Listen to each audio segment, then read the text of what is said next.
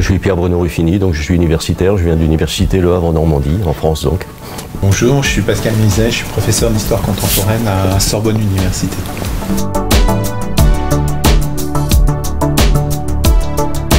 Je crois qu'il y a une raison qui explique que cette notion soit apparue il y a à peu près une quinzaine d'années et commencé à circuler beaucoup depuis. Je crois que cette raison, c'est l'importance des enjeux mondiaux qui ont un contenu scientifique assez important et qui interrogent la diplomatie en même temps. On peut penser bien sûr au réchauffement climatique, on peut penser aux pandémies, à des sujets qui touchent à l'environnement, à la dégradation de l'environnement, on peut penser aux enjeux de sécurité internationale. Donc toutes ces questions ne sont pas nouvelles, mais enfin on en a une conscience aiguë depuis la fin du XXe, le début du XXIe siècle, et c'est très concomitant de l'émergence du concept de diplomatie scientifique.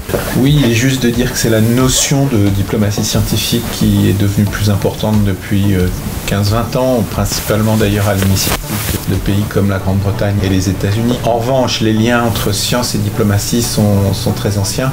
Dès le XVIIe siècle, avec Louis XIV qui crée l'Académie des sciences, qui donne à cette institution la mission aussi de faire rayonner la France à travers sa science, développer la science, mais faire rayonner la science, c'est quelque chose d'extrêmement important.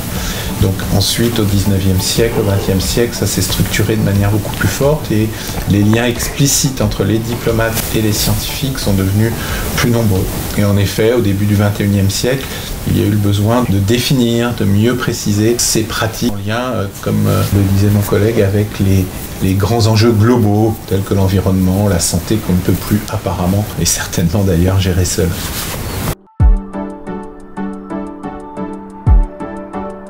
En ce qui me concerne, en tant que chercheur sur ce sujet, il y a une question qui m'intéresse, c'est celle de l'efficacité de la diplomatie scientifique. Finalement, à quoi ça sert? Est-ce que c'est vraiment utile? Et donc, si on regarde ça à l'échelle des États, puisque de plus en plus nombreux sont les pays qui annoncent avoir une stratégie de diplomatie scientifique, qui consacrent des moyens, du côté des États, la question est de savoir quel est le retour sur l'investissement d'une certaine façon, et est-ce qu'on peut évaluer les actions, et on entre dans une sorte de, de déclinaison ce qu'on appelle l'évaluation des politiques publiques, en l'occurrence la diplomatie scientifique comme une partie de la diplomatie, elle-même étant l'une des politiques publiques. Et puis à l'échelle mondiale, à l'échelle des enjeux mondiaux dont nous parlons à l'instant, l'efficacité de la diplomatie scientifique, c'est se demander au fond si tout est fait ou certaines choses pourraient être mieux faites pour que les meilleurs savoirs scientifiques puissent inspirer, transfuser, si je peux dire ça, dans les décisions diplomatiques, dans les négociations internationales. Donc à ces deux niveaux, ceux des États et ceux plus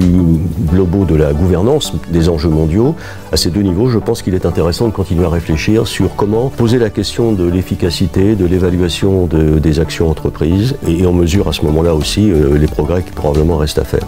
Il est difficile d'identifier un seul point. Disons que avec notre équipe à la Sorbonne, en lien étroit avec le CNRS, on se concentre très spécifiquement sur les acteurs de la diplomatie scientifique. C'est une thématique qui nous intéresse beaucoup, avec l'un de mes collègues, Léonard Laborie, qui travaille de manière historique sur ces questions. Comment caractériser ces diplomates qui sont souvent des non-diplomates. Les scientifiques sont des diplomates scientifiques, mais qui n'ont pas le métier de la diplomatie. Sinon, en termes de périmètre, nous avons beaucoup travaillé, nous continuons à travailler sur les dynamiques qui peuvent exister entre Europe, construction européenne et diplomatie scientifique. C'est-à-dire que ce qui nous a fait avancer dans la direction de la diplomatie scientifique, c'était un appel d'offres de la Commission européenne pour réfléchir à la question, est-ce que l'Union européenne peut avoir une diplomatie scientifique? Et nous avons essayé d'avancer dans cette direction et nous contribuons d'ailleurs en ce moment à la rédaction d'un texte qui permettra d'orienter à partir de l'année prochaine une diplomatie scientifique européenne.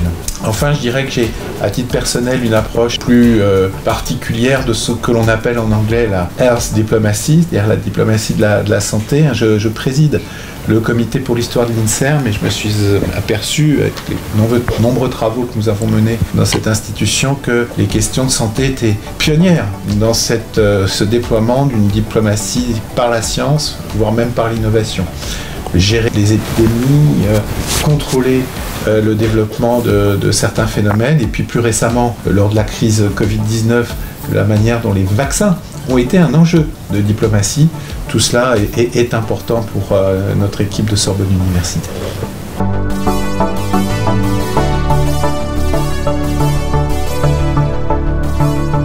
pense que le Canada comme la France ont chacun des atouts importants en matière de science, en matière de recherche, et ils sont associés depuis assez longtemps également. Enfin, je crois que le premier accord scientifique entre les deux pays a été signé il y a une soixantaine d'années. Donc continuer dans cette voie-là, continuer dans cette voie de la coopération est évidemment important. Mais je voudrais ajouter une chose tout de même, parce que le paysage de la diplomatie scientifique change depuis quelques années, et s'il change, c'est parce que le monde change. Et le monde change au sens où on est de plus en plus en présence aujourd'hui de rivalités systémiques entre pays, disons, développés ou plus développés scientifiquement et pays émergents. On pense évidemment à la montée de la Chine, on pense aux enjeux politiques et géopolitiques qui existent dans le monde. Et dans ce contexte-là, la réflexion, notamment en Europe, s'oriente vers une sorte de redéfinition de la diplomatie scientifique pour la rendre peut-être plus, on va dire, offensive, en tout cas la situer davantage dans cette nécessité de trouver le meilleur positionnement dans cette confrontation qui malheureusement est en train parfois de se durcir et qui porte sur des enjeux de science et peut-être plus encore de technologie. Et alors dans ce contexte-là, pour revenir à votre question, bon, le Canada et la France sont des pays amis, des like-minded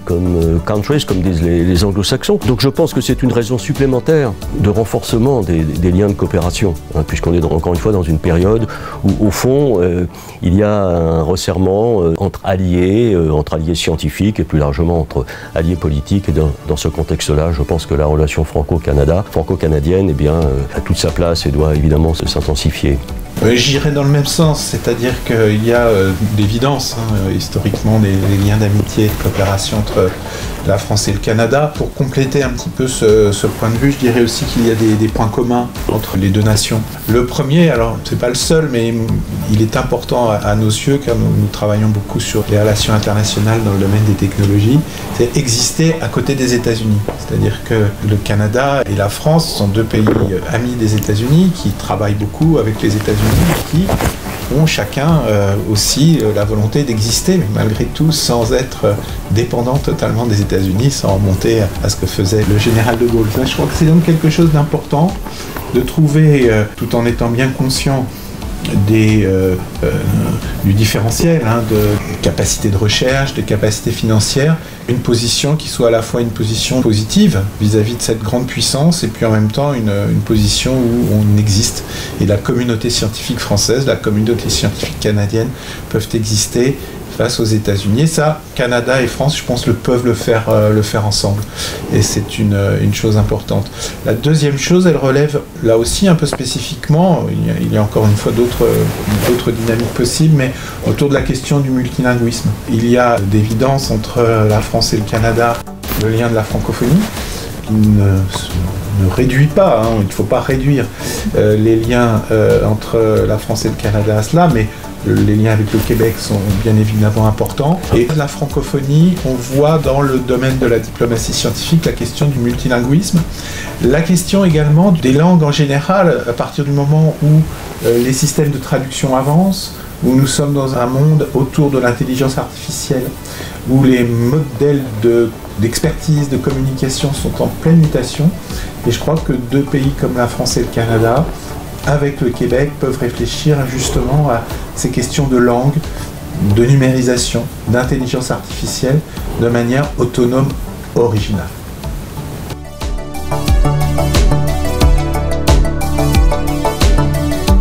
Merci à vous. Merci de votre accueil.